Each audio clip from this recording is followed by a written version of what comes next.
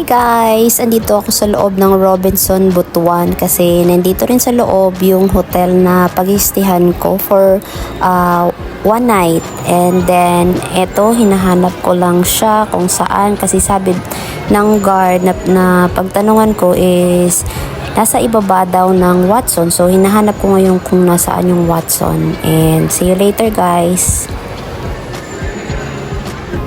Hi, sa wakas, nakita ko rin yung Watson. So, ayan, nasa left side yung papasok ng hotel. And ito, nag-check-in na ako guys. And kung, ano nga pala, maraming guest busy, pwede din kayong mag-self-check-in. Meron doong maliit na computer. And mag-check-in lang kayo. Kung nakapag-pabook na kayo online, ilalagay nyo lang yung booking number nyo doon para hindi na kayo matagalan sa paghihintay. Dito din ako sa Go Hotel kasi very accessible siya sa lahat. 5 minutes lang siya papuntang SM, and then pag nandito ka kasi sa loob, marami kang makakainan na restaurants and hindi ka na magugutom, 'di ba? Bababa ka na lang. Mag-room tour muna tayo, and ito nga yung kwarto na kinuha ko is king room, and then yung bed is king size bed din. Malaki siya guys, kahit tumbling pa ako dyan dahil ako nga lang mag-isa. And then meron silang safety deposit box kung sakaling may mga importante kayong gamit na gusto nyong iiwan lang dito sa kwarto, o ilalagay nyo lang dyan kasi meron namang instruction, madali lang din siyang sundan. And dito sa kwarto walang fridge and wala ding cabinet para siguro ma-maximize yung space. Malaki din yung space ng toilet and shower room, separate sila, and then ayan, sink. Diyan kayo magpapaganda. Hindi kayo mahirapan kasi ano siya, malaki yung space, and then malinis din yung toilet nila, and may hot shower, and meron na ding shampoo, conditioner, and body soap. And dyan yung ilalagay yung damit nyo kasi nga walang cabinet, o dyan mo na lang ihang.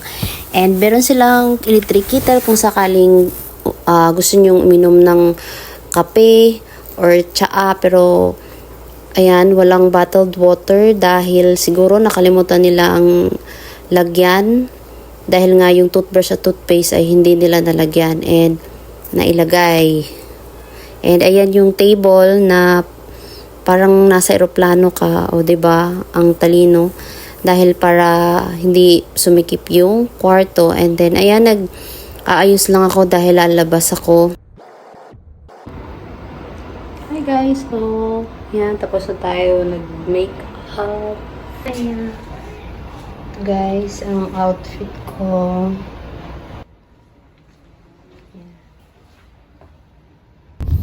Punta na ako ng Derjo guys kasi doon ako kakain, and malapit lang siya sa Robinson, 5 minutes lang siya. Sasakay lang kayo ng taxi dahil yun lang yung, maliban sa private car, taxi ang mas mabilis na transpo papunta dito dahil nga wala masyadong mga sasakyan na dumadaan dito. And kung meron mang tricycle, papakyawin nyo siya. 7 AM nga pala sila nagbubukas dito, kaya kung sakaling nagutom kayo dahil nga late na nagbubukas yung mga restaurants, pwede kayo kumain dito guys dahil marami kayong pagpipilian na pagkain. Meron silang cakes, meron silang bread, meron silang breakfast, may pang lunch, dinner, kompleto na talaga. And then eto, umorder lang ako ng creamy pesto, pasta, vegetable salad, and almond croissant, and matcha latte. And meron sila ditong second floor kung gusto nyo makita yung sunset. Maganda sa taas guys kasi klarong-klaro nyo dahil nasa lamin yung nakapalibot doon. And ayan, paakyat na tayo sa taas, and see you later.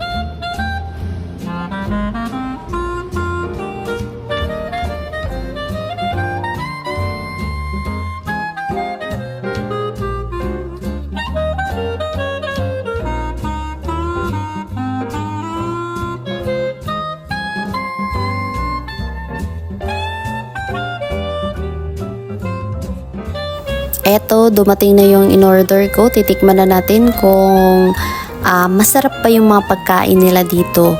And ayun nga, ang una kong kinain ay yung mas gaan lang siya sa tiyan, which is yung salad. And nagustuhan ko siya dahil masarap yung timpla. Hindi ko alam kung anong sauce yung nilagay nila. Pero yun nga lang, yung hindi na crispy yung lettuce. Pero masarap pa din. And yung ganun din yung pasta, masarap siya. Hindi siya nakakaumay. And ayun, i-enjoy ko lang muna itong pagkain ko.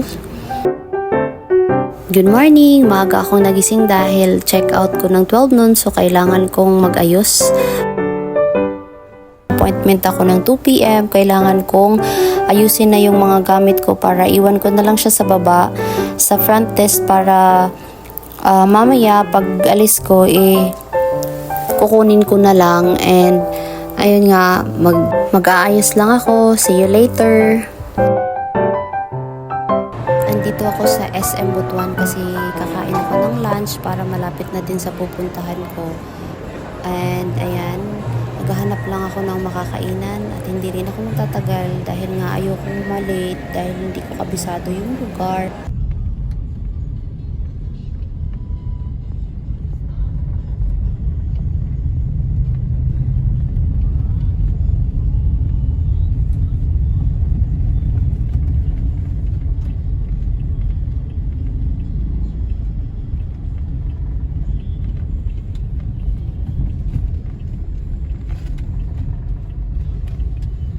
Guys, andito na ako sa Montilla Boulevard sa may Intino building and marami palang restaurants dito na makakainan like yung Shinjuku Japanese restaurant meron dito and basta marami pang iba.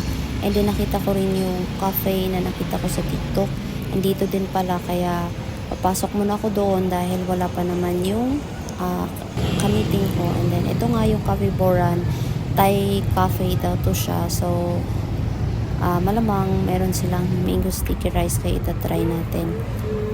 10 a.m. sila nagbubukas tuwing Monday and Sunday. Tuesday, Saturday ay 8 a.m. sila nagbubukas. 12 midnight sila nagsasara dahil nga meron silang mini bar dito. Kaya pag nalasing kayo o di na kayo lalayo, dito na rin kayo magkakape. And then, ayan yung loob ng cafe guys. Wala pa talagang tao kasi nga 10 a.m. sila nagbubukas and then ako yung unang customer nila. And yun nga sabi ng waitress hindi daw available yung mango sticky rice. Breakfast pa lang yung ino-offer nila. So sad to say, kailangan kong mag-order ng ano na lang, frap na lang, yung Jingjing yung name niya. And then ang tawag dito caramel hazelnut with berries yung in-order ko. And then hindi na ako kumain dahil nga busog pa ako. Habang naghihintay ng oras iinom-inom na lang muna tayo dito. Palamig na din dahil sobrang init ng panahon. Uwian time! So ayun guys, tapos na ang ating mission. So, ano to? Mag-era. Huwag niyong kalimutan mag-subscribe, like, and comment down below. Bye!